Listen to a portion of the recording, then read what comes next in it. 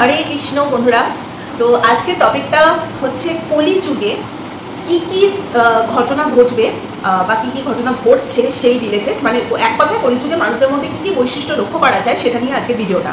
So চলো যে ভিডিওটাকে স্টার্ট করা যায়। তো কলিযুগে যেসব ঘটনাগুলি ঘটছে বা যেগুলি ঘটবে সেই বিষয়ে আমরা ভাগবত পুরাণ থেকে কিন্তু কয়েকটা, আমি 10টা মতো তোমাদেরকে বলবো। এরকম আরো বহু কিছু লেখা রয়েছে যেটা তোমরা ভাগবত পুরাণ যদি তোমরা পড়ে থাকো তো তোমরা জানতেই পারবে, বাট এতটা আমি বলছি না। আমি তার মধ্যে থেকে 10টা আমি বলবো যে কি কি সিমটম কলিযুগে মানুষের মধ্যে কিন্তু আমরা দেখতে পাই বা ইন ফিউচার আরো পাবো যতদিন আমরা বেঁচে আছি। বাকিটা তো বাকি গল্পই, যাই হোক।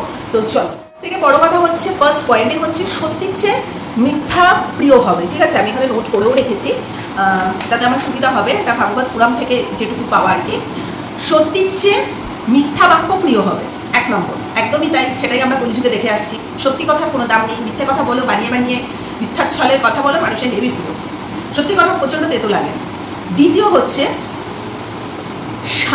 কি, কলিযুগের মানুষরা সাধুদের ওপর মিথ্যাচার দিতে দ্বিধাবোধ করবে না। কলিযুগের মানুষরা সাধুদের ওপর মিথ্যাচার দিতে দ্বিধাবোধ করবে না, একদমই তাই। সাধু মানুষদের ওপরে মিথ্যাচার করতে কলিযুগের মানুষদের কোনো রকম দ্বিধা থাকবে না। 3 নম্বর, পৃথিবীর মধ্যে বিভিন্ন দেশগুলির মধ্যে যুদ্ধ সৃষ্টি হবে। এটা আমরা দেখতেই পাচ্ছি, হ্যাঁ, স্বয়ং আমরা দেখতেই পাচ্ছি নিজেদের চোখে।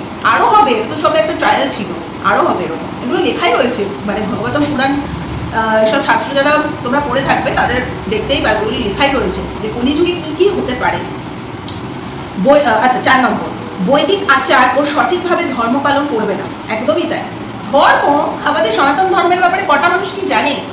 ছোট থেকে বাচ্চাদেরকে কি করে শিক্ষা দিতে হবে মা বাবা সেটুকু আইডিয়া নেই। এখন শুধু কতগুলো স্মার্টফোন হাতের মধ্যে ধরিয়ে দাও, কোনোদিনও শ্রীকৃষ্ণের নাম জপ করানো শেখায় না ছোট থেকে। গীতা, মানে আমার কথা হচ্ছে মা বাবার শিক্ষায় যদি ঠিক না থাকে একজন সন্তান কি করে সুশিক্ষা, মানে ধর্ম বিষয়ে জানবে কি করে? আর আমি তো চাই আমার হাতে যদি পাওয়ারটা থাকতো আমি প্রত্যেকটা মানে শিক্ষার ক্ষেত্রে, সেটা কলেজ, স্কুল, বিশ্ববিদ্যালয়, সব জায়গায় একটা করে গীতা আমি আগে দিতে বলতাম।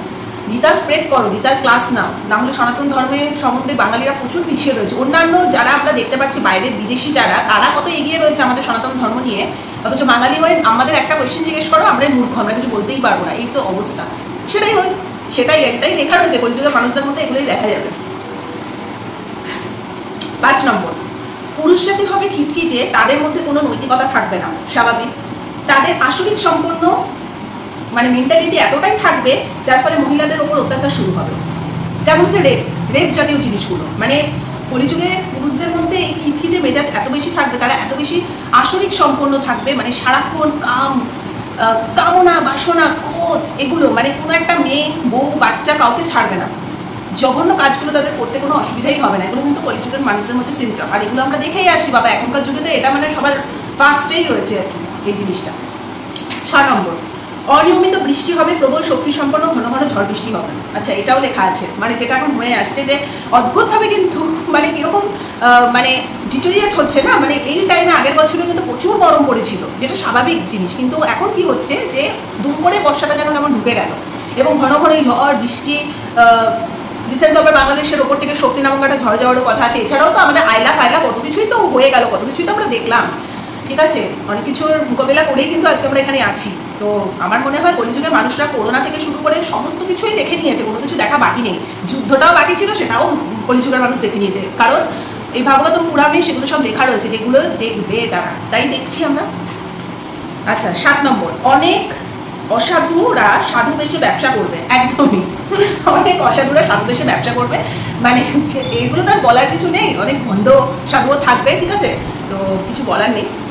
8 নম্বর, পরনিন্দা পরচর্চা কলিযুগের মানুষের মধ্যে খুবই দেখা যাবে। এটা তো কমন, এটা মানে কমন জিনিস, পরনিন্দা পরচর্চা। সন্ধ্যাবেলা বিকেলবেলা মুড়ি চা খেতে খেতে লোকের পিছনে লাগো, ব্যাস, তারা ভাবছে তারা প্রচুর পুণ্য কামাচ্ছে।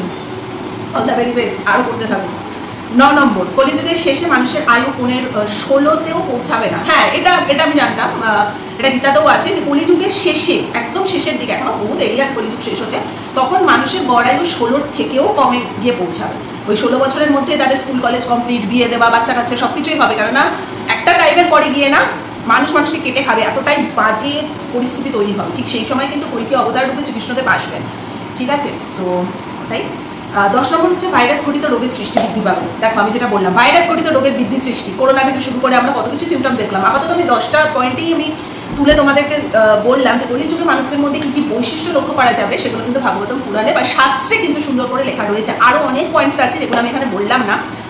তো এটাই হচ্ছে, আমরা এগুলো নিজের চোখেই দেখতে পাচ্ছি, যার জন্য মানে আমরা এমনই জেনারেশনে রয়েছি যে জেনারেশনটা করোনা ভাইরাস থেকে শুরু করে যেগুলো কোনোদিন কোনো নাম বাপের জন্মে কেউ শোনেনি ভাইরাস আমরা নিলাম, কত রকম ঝড় ফেস করলাম আমরা, কত ভয়াবহ ঝড়। তারপরে তোমার এই যে রিসেন্ট যে যুদ্ধ, দাঙ্গা যুদ্ধ, বাবারে এইসব মানে এগুলো ফেস করলাম, এগুলো আরো বৃদ্ধি পাবে, আরো বৃদ্ধি পাবে। ঘন ঘন ঝড় বৃষ্টি, এই সেই মানুষের মধ্যে কাটাকাটি, হিংসা, মারামারি, এগুলো তো লেগেই থাকবে। এগুলোই হচ্ছে মানে কলিযুগে মানুষদের মধ্যে সিমটম। ও আরেকটা সিমটম আমি এটা পড়েছি, তাতেই লেখা রয়েছে একটা মানে একটা মানুষের মধ্যে মানে আসরিক দিকও থাকবে আবার ভালো দিকও থাকবে, মানে ভালো দিকটাও থাকবে তার মধ্যে খারাপ দিকটাও থাকবে একই মানুষের মধ্যে, মানে দুমুখ সাপ যেটাকে বলে, ঠিক আছে? তো এই জিনিসগুলো থাকবে। সো আর কি বলা যাবে, ব্যাড লাগবে, আমরা কলিযুগে এসে পড়েছি। যাই হোক, কলিযুগ মানে এই যুগ থেকে মানে মুক্তি লাভের একমাত্র পথ হচ্ছে হরে কৃষ্ণ মহামন্ত্র, নাম জপ করতে থাকো, ভগবানের সেবায় যুক্ত থাকো, সারাক্ষণ ঠাকুরকে ডাকো যে এই যে তুমি মানব জন্ম দিয়ে পাঠিয়েছো, যেটুকু কর্ম করানো করিয়ে নাও, তারপরে তোমার কাছে পুরো গোলক বৃন্দাবনে নিয়ে চলে যাও, আমি তোমার সেবা ওখানে করতে চাই, আমি আর এই পৃথিবীতে কোনো নিয়েই জন্মগ্রহণ করতে চাই না। সো তার জন্য তো মুখে বললেই হবে না, কাজ করতে হবে। ভগবান শ্রীকৃষ্ণদেবের জন্য প্রচুর প্রচুর সেবা করতে হবে, মন প্রাণ দিয়ে ভক্তি করতে হবে, হরে কৃষ্ণ মহামন্ত্র করতে হবে, তাই না? ওটাই হচ্ছে ব্যাপার। সো আজকের এই ভিডিওটা ভালো লেগে থাকলে লাইক, কমেন্ট, শেয়ার, সাবস্ক্রাইব করে দিও। সো চলো আজকে আমাদের এখানে tata, good night, Radhe Radhe.